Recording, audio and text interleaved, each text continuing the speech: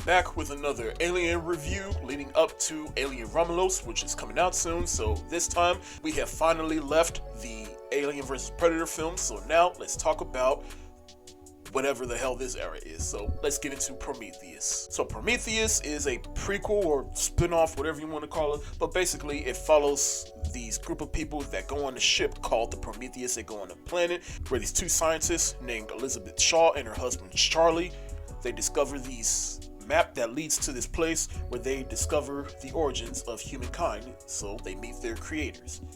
But meanwhile, they run into something, it latches onto them, and now there's an alien creature out on the run that could lead to the existence of the first xenomorph. Yeah, there's a lot going on in this movie, some good, some bad, but now there are some good and bad about this movie. I remember this movie came out when I was in college, and it was a very polarizing movie. Either you liked it or you didn't like it. There was no in between. There was no in the middle. But there are some in-betweeners like I am. I do think that there is some things to admire about this movie, and there are some things that it's just a little head scratch. But what drew a lot of people into this movie is the return of Ridley Scott, who made the very first Alien film. So with all that went wrong with this series, everybody thought, oh, the original creator of this series is coming back, so it has to be good, right? That wasn't the case. But how do I feel personally? I mean, like I said, I'm one of those in-between people. Now, to the movie's credit, it is a gorgeous looking movie. I will give it that. I do think the cinematography is on point, the production, sets, and everything, those are on point. And this is a pretty stacked cast filled with talented actors and actresses on it. But I think the two main issues people have for this movie is that it asks a lot of questions that don't get answered, and the story and script is basically relying on just characters making dumb decisions. But let's get into the cast real quick. Like I said, we got Noomi Rapace coming straight off of the foreign version of The Girl with the Dragon Tattoo, and she was the flavor of the month, I guess, when she was cast in this movie. But she plays Elizabeth Shaw, and her husband Charlie, played by Logan Marshall Green, who has gone on to be in many great things since this movie, mainly Upgrade. But of course, the thing that everybody likes to say the most is that he looks like Tom Hardy. And they're not wrong for feeling that way. He does look like Tom Hardy, but at this point, he's made quite a career for himself to be not compared to Tom Hardy. But there are a couple in this movie, they want to meet their creators, and then when they do discover their creation, Charlie, he's a little bit disappointed. He thought he was going to meet aliens, but dude, you discover the creation of humans. How is that not making you jump for joy right now?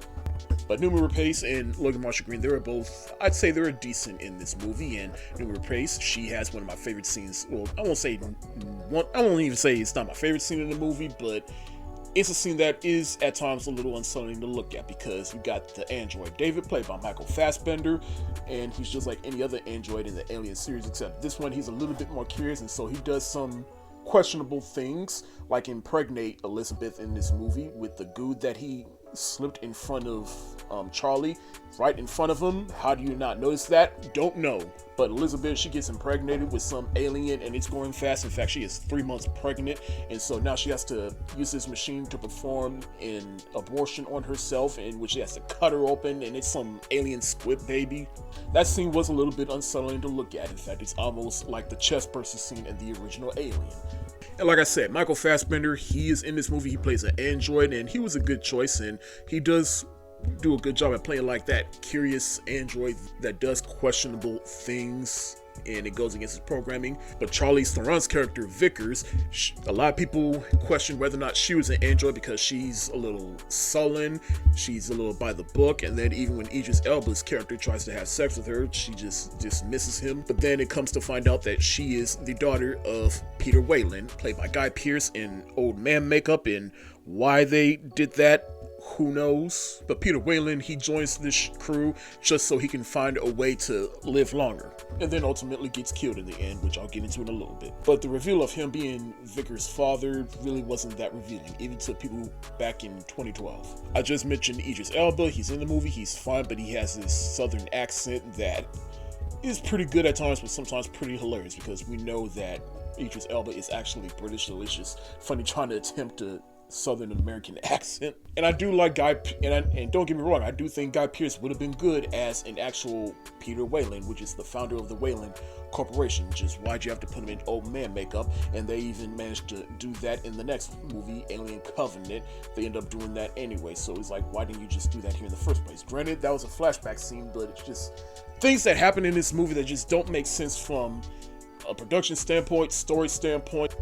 Even the actual creators in this movie, they're a little bit cool to look at times. They're just these weird tall giant albino creatures, and one of them gets mad because of what the humans have done to themselves, so he wants to go back to the earth to kill him, and now they have to stop him, and that results of him being destroyed and Shaw being the last one standing with the head of David the android, and now she's on a standoff with the one created creature that gets infected by the squid baby, and Shaw defeats it and she goes off, but they are left with the creature having been impregnated with itself with the very first xenomorph.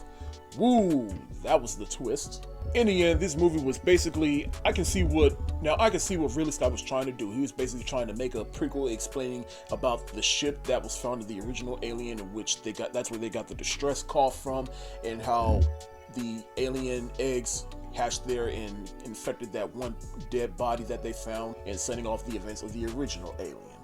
I get that.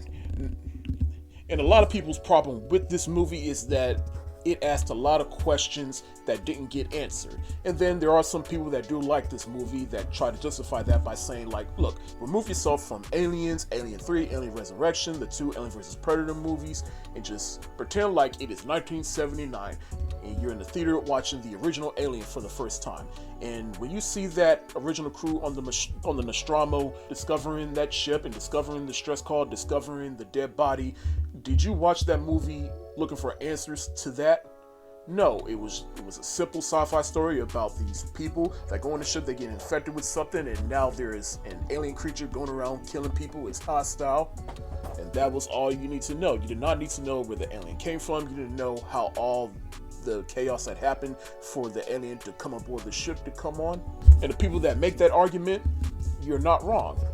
But that's not what people had an issue with. The issue is that, and maybe this is Ridley Scott pretty much saying this is what he was going to do, or maybe the marketing